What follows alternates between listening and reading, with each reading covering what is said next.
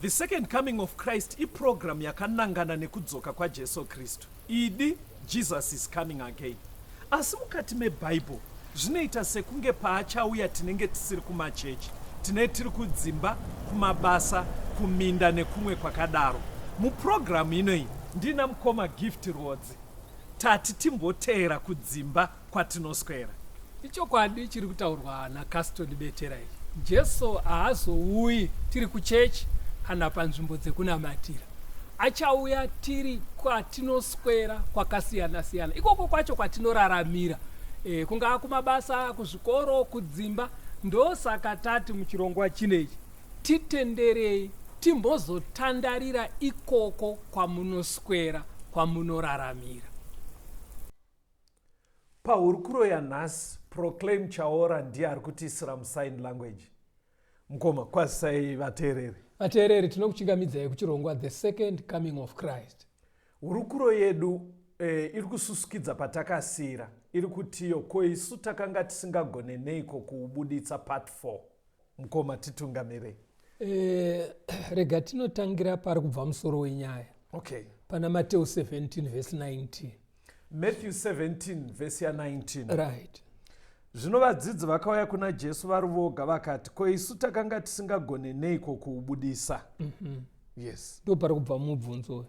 Ngatibva tangotora nyaya yacho yese kubva paverse 14. Pana Matthew 17. Kunosvika pa19. Matthew 17 verse 14 to 19. Vakati vasvika kuvanhu vazhinji, mumwe munhu akauya kwaari akamupfugamira akati, Ishe, donzwirai mwanakomana wangu ngoni, nekuti une zvipusha, unotambudzika kwazvo.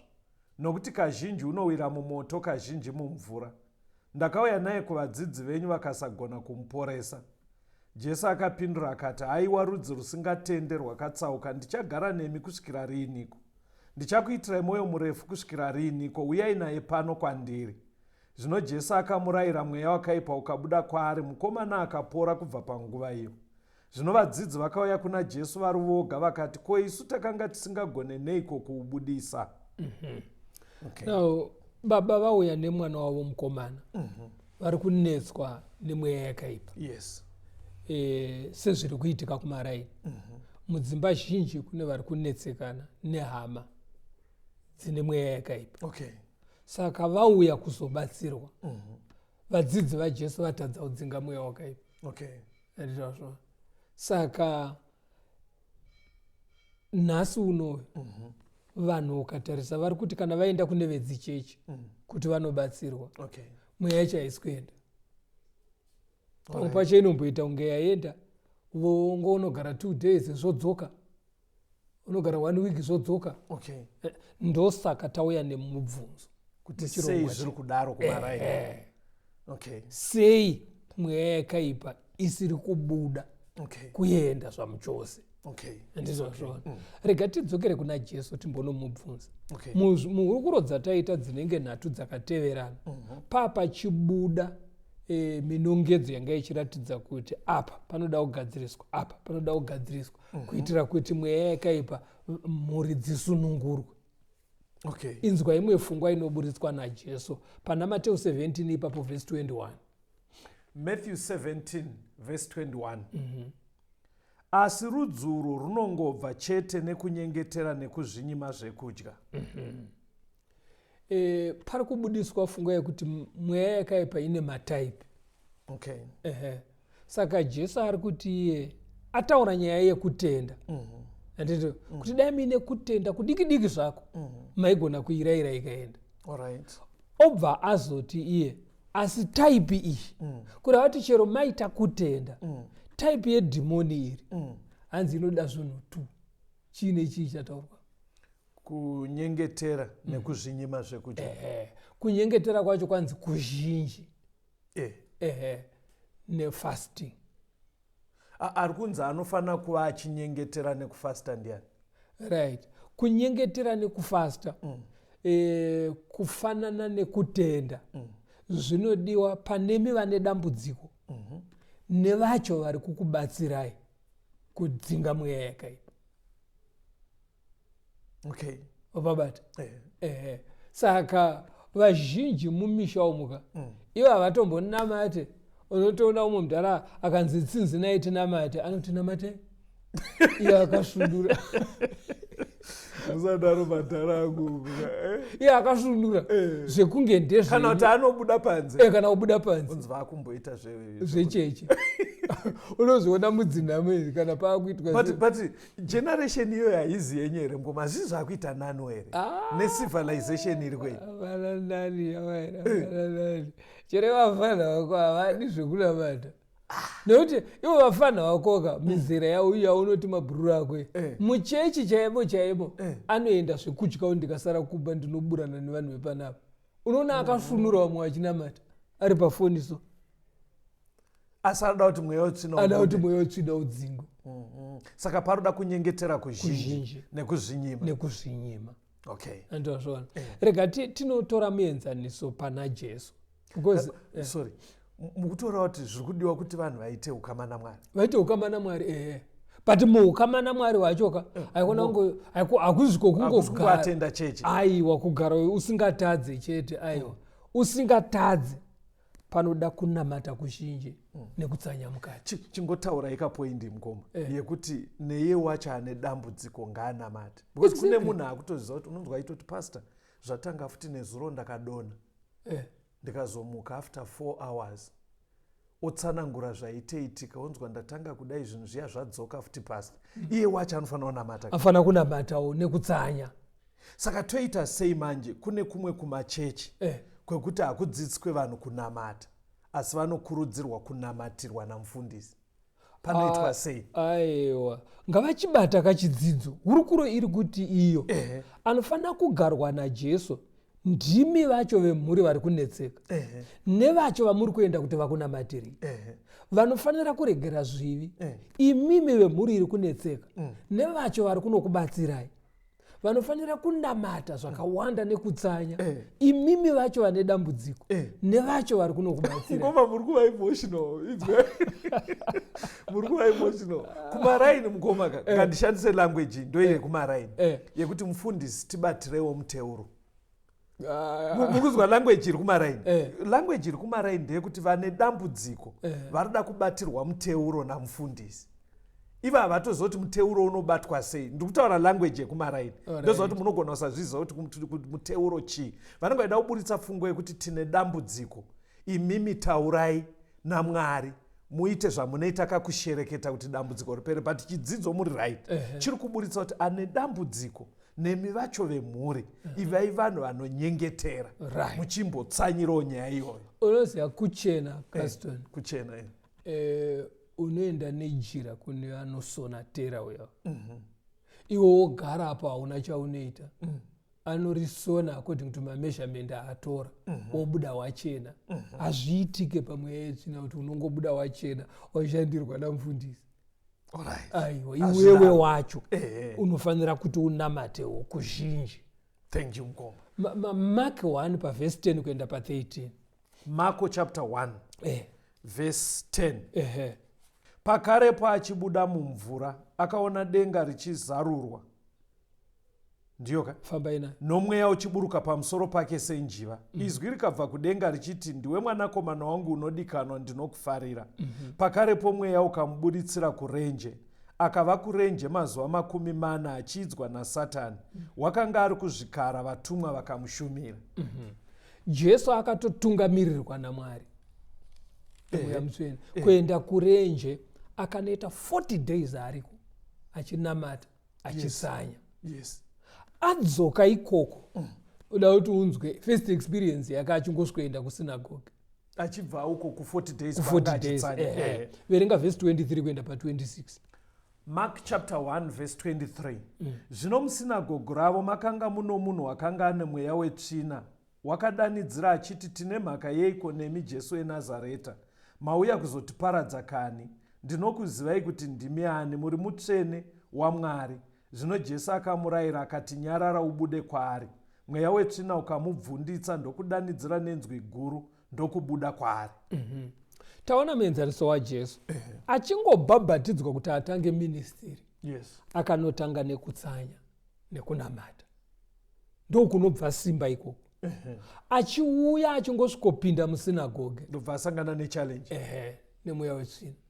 Ende takambodzidza kumashure kakuti paakatanga ministry yake paakauya kekutanga mweya yakaipa hanzi yakawedzera kushanda kwayo nehasha. Yaive iri pamaximum. Saka uri kunzwa kuti apa akaita se akangourayira ipapo ka1 uchibva wabuda. Saka muri kuti 40 days dziya kwaive kuprepare ministry yanga iri preparation. Ndizvazvoona. Asi preparation yacho nemunamato nekutsanya. Okay. Right. Pavhesi ya 35 pana Mark 1 ipapo. Iyi ndoda kuti uiverenge pamwe chete naRuka 6 verse 12. Mark 1 verse 35. Mangwanani kuchine rima wakamuka akabuda akaenda kunzvimbo murenje kunonyengetera. Luke 6 verse 12. Namazuva iwayo wakabudira kugomo kundonyengetera akapedza usiku hwese pakunyengetera kuna Mwari. Unoona kuti Jesu muministry yake aigara achiita maprograms emunamato. Pamwe pacho aibuda kuchine rima kureva kuti vanhu vachakarara. Kusina zhowezhowe, kusina zvinomuinterrupta pakunamata. Pamwe pacho aita aswera ari pabasa achiparidza nekuporesa onorara achinamata. Anditi wazvoona ndonzira dzaaivandudza nadzo simba. Saka muri kuti vanhu ngatinamatei. Uri kuona Jesu aita kunge kutopera simba riya raakatanga papreparation riya re 40 days riya. Saka apedza kuprepare haana kuti zvakwana. Ndakuchikondinya ndakaudza Mwari. Aipota achitopera. Aidha usiku hwese achinamata. Kana musi ambozorora nekurara asi aimukira pachiri patema ondonamata. Saka munongedzo waizoona manje kana asvika pane mweya wakaipa. Anga vanhu uri kumboona mutsauko uripo izvino ndokuti kana pakauya munhu nemweya wakaipa ndo panotanga vanhu kudaidzana kutsauka kuenda kunonamata. Otanga kuimba vagonamata kwenguva uzoti nezita raJesu aiwa. Jesu aigara ari redi. Mweya wakaipa uchingo kunamata aigara achitoiziva onamata. Saka paari kuzosangana nemweya tsvina kungorayira. Saka vanhu vauri kutaura navo kumarainika hakusi kuti namatai chete kana mweya wakaipa wauya. Zvinhu zvinofanira kugara zviri mavari. Practice iri mahuru yekunamata nekutsanya. Because kune imwe type yemadhimoni. Anditi wazvoona isingabude nekungonzi nezita raJesu. Inotori nenharo. Because dzakasikwa dziri ngirozika. Saka ngirozi dzine matype. Saka paroda kunamata. Poda kutsanya. Panoda kutsanya. Pane pandoda kuzobvunza pati ndiri kutya kuti pamwe muchazopakurukura. Mirai timbonzwa rwiyo. Hurukuro yedu iri kuti ko isu takanga tisingagone neiko kuubudisa part 4. Regai timbonzwa rwiyo.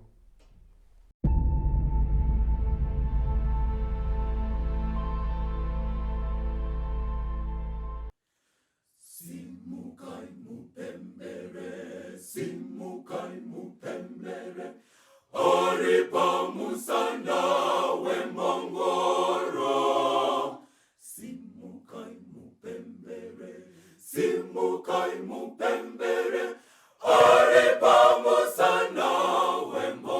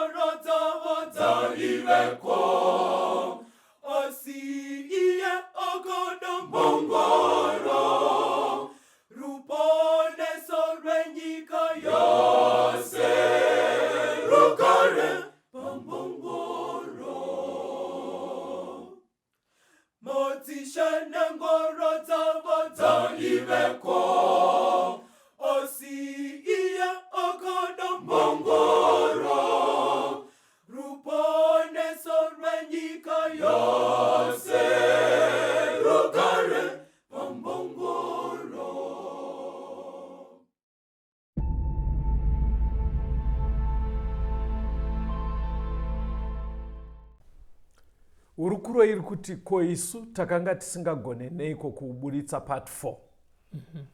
Atifambe mngoma. Dzokerai pana Matthew 17 verse 21. Matthew 17 verse 21. Asi rudzi urwu runongobva chete nekunyengetera nekuzvinyima zvekudya. Saka Jesu ambotaura nyaya yekutenda. Kuti kutenda kunokosha. Pana ane dambudziko nevarida kubatsira dambudziko. Right. Uye kuteerera kuti Jesu agare mauri, kuteerera mirayiro yaMwari. Imba haifana kuti dhimoni rikadzingwa moshaya Mwari ari kugaramo. Right. Unofana kuteerera kuti Mwari vagare mauri. That's right. Yes. But panapa azowedzera chimwe manje. Chaati kunyengetera nekutsanya. Ati kune dzimwe mhando dzemweya yakaipa dzinoti muri vatendi muchiteerera Jesu achitogara nemi, asi mamuri munofanira kuwanikwa nyaya yekunamata kuzhinji nekutsanya. Okay. Yes. Saka ndo yatiri kutenderera pairi. Type iyi inoda kunamata nekutsanya. Okay. Right. Rega timbonoona kamwe katsanyiro kuna Daniel 10. But mkoma, tisataona zvamuda kuti taure. Imimi hamumbosangana here kumaraini nemunhu anenge achiti, pastor, inini ndakatongoti ameno.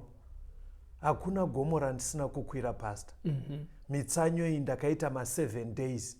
Ndikaita ma21 days pastor. Asi hapana kana chakapera. Kutsanya kunenge kuchibatsirei mngoma? Mwari ada kuti angaona tichinzwisa tsitsi takasvava nenzara here kuti abatsire problem. Kutsanya hakubatsire Mwari. Kutsanya kunobatsira iwewe. Ndoda kuti uone patichatifambe. Uone chimwe chinhu chirimo. Because kutsanya kuzvidzora, kuzvinyima, kune zvimwe zvinhu zvisiri chitema. Number 1. Zvaungadye, zvaungaite. Kutsanya. Uchanzwa zvichibuda. Kutsanya zvakare. Unofanira kuregera zvakashata. Because apa ndiri inini mngoma ndepekuti kutsanya kana tichitaura nezvako kumaraini tiri kufunga kuti iwei yekuradza Mwari kuti kana nemiwo onai. Akuzi kusiririsa pamberi paMwari. Inoita kunge kuti kana nemiwo onaiwo ndatoma mu8 days handisati ndadya. Hamusi muchibvisa dambudziko muda ndisvike ku15 days. Kutsanya kubatsira iwewe kuti uve focused pane zvauri kuita. Okay. Mwari agara ari kutotiona, anotoziva zvinhu zvisati zvatiwira. Okay. Saka kutsanya hakuzi kwokuti ukanga wasiririsa Mwari wochinzwa tsitsi, aiwa, ndiko kubatsira iwewe to focus. Uende mugiya rinoita kuti ubetsereke. Alright. Daniel 10 verse 2 na 3. Daniel 10 verse 2. Namazuva iwayo ini Daniel ndakanga ndichichema vhiki 3 dzose. Ndakanga ndisingadye zvekudya zvinozipa. Kunyangwe nenyama newaini hazvina kupinda mumuromo mangu. Uye handina kutongozora mafuta kusvikira vhiki 3 dzose dzapera. Right. Uri kuona katsanyiro kakaita Daniel. Ari kuti ndakuenda patafura kunodya. Ndaibvisa. Zvaisindinakira. Ndaizvibvisa. Okay. Aingodya zvekuti awane simba rekuramba achiita basa. For sustenance. Yes. Kuti angoramba ari mupenyu. Saka hatichafaniri kuita fasting seyakaitwa naJesu yeye kunoita 40 days no mvura no chikafu. Kana muchidzidza katsanyiro kerudzi irwo takatokaitirwa naJesu. Okay. Iye zvino tinofanira kutsanya zviri pamwero. Kuti urambe uri uine life. Unofanira kutsanya zvisingapedzisire zvauraya utano kana kukuvadza muviri. Saka apa tine chireve mukoma panonzi asikana hamusati matanga imi. Mutaura zvekutsanya 3 days. Muchasvika kuma 12 days munhu waMwari.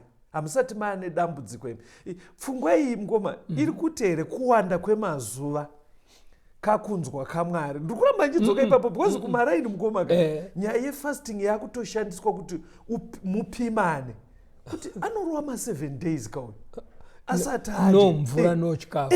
Right. Ndo zvatiri kuti pakutsanya vanhu ngavanzwisise kuti vavariro haisi yekukuvadza muviri. One. Kana kuti uti Mwari chengetai muviri wangu ndandiri mupurogiramu yenyu. Okay. Because Mwari pane mirayiro yesayenzi yaakapa yekuti ichi chikaitika kumuviri chinokonzera zvakati. Yes. Saka izvozvo zvinoda kucherechedzwa. Alright. Zvakare vanhu tichirarama kudai vanhu vakasiyana zviri mumasystem avo.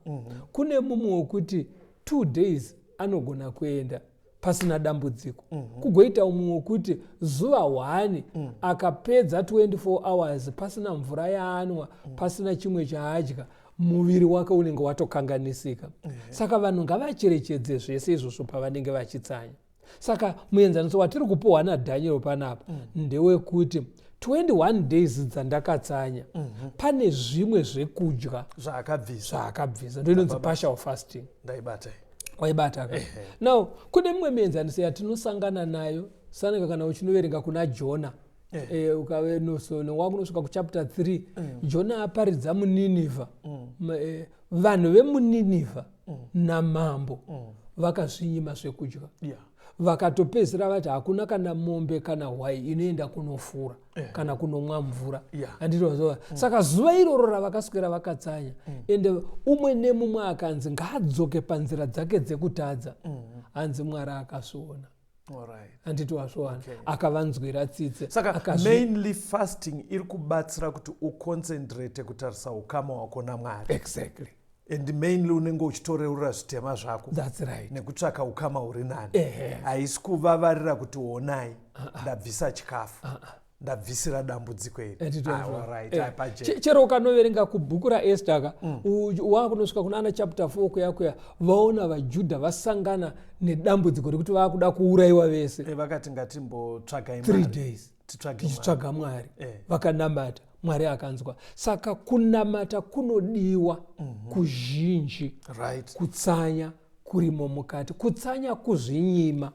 Anditozvoona. Ende pakuzvinyima uri kuti ichi handiite nechikonzero chekuti ndiri panguva yekutaura naBaba. Nekutaura naMwari. Anditozvoona. Saka kune type dzemadhimoni dzinoda kuti mupinde pamunamato uri serious wakadaro. Kuti aende. Saka mukaona kuti dhimoni riri kutinetsa pamusha panapa tambonamatirwa zvaramba tambodai zvaramba shiftai magiya. Pari kujeka ka. Tiverengerei pana Mabasa 12 verse 1 to 4, 7 to 9 neverse 11 to 12. Acts of the Apostles chapter 12 verse 1. Zvino nenguva inenge iyoyo mambo Herodhi akatambanudza maoko ake kuti atambudze vamwe vekereke. Akauraya Jakobho mukuru waJohani nomunondo. Zvino akati achiona kuti zvafadza vaJudha, ndokupfuurira akabata Petro. Aive mazuva ezvingwa zvisine mbiriso. Zvino akati amubata akamusunga mutorongo akamuisa kumapoka mana rimwe nerimwe riine varwi 4 kuti vamurinde achiti amuise pamberi pevanhu kana Paseka yapfuura.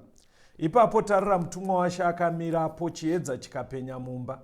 Akarova Petro parutivi ndokumumutsa achiti muka ukurumidze. Ipapo maketani akawa pamaoko ake. Mutumwa akati kwaari zvisunge chiuno usungire shangu dzako. Akaita saizvozvo. Akati kwaari fuka nguo yako unditevere. Akabuda akamutevera asingazive kuti zviro kwazvo zvinoitwa nemutumwa, asi akati ndinoona chiratidzo.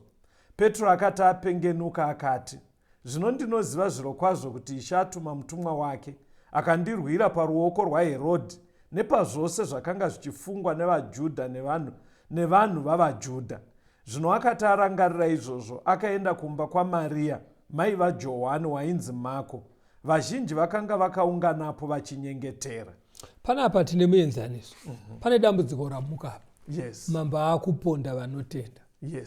Saka dambudziko nikirikini muenzaniso watiri kuona panapa. Vecheche vakaenda segroup kunonamata. Kureva kuti kunamata kana muchita minamato yenyu munogona kunamata segroup. Wega kana segroup. Pari kubuda segroup.